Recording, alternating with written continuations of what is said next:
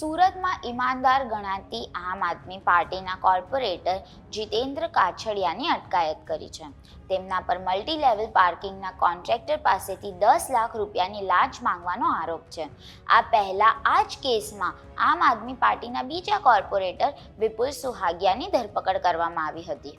આમ આદમી પાર્ટીના બંને corporator pay and park contract રદ કરવાની ધમકી આપીને કોન્ટ્રાક્ટર પાસેથી 10 લાખ રૂપિયાની લાંચની માંગણી કરી હતી. કોન્ટ્રાક્ટરે આ મામલે પુરાવા સાથે એસીબીમાં ફરિયાદ નોંધાવી હતી. પે એન્ડ પાર્કના કોન્ટ્રાક્ટરે સીસીટીવી ફૂટેજ અને ઓડિયો રેકોર્ડિંગ સહિતના પુરાવા એસીબીને સોંપ્યા હતા. આપના બંને કોર્પોરેટરની સાથે સુરત મહાનગરપાલિકાના એક અધિકારી અને કર્મચારીની પણ સંડોવણી હોવાનો ફરિયાદમાં ઉલ્લેખ કરાયો છે.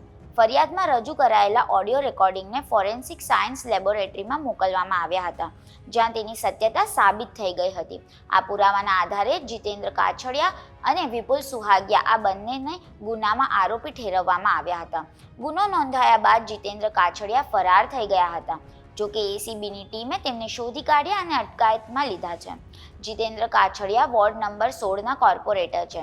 જીતુ કાછડિયા જાતે જ આજે સુરત ગ્રામ્ય એસીબી સામે હાજર થઈ ગયા હતા અને તેમની અટકાયત કરીને એસીબીએ વધુ કાર્યવાહી હાથ ધરી છે.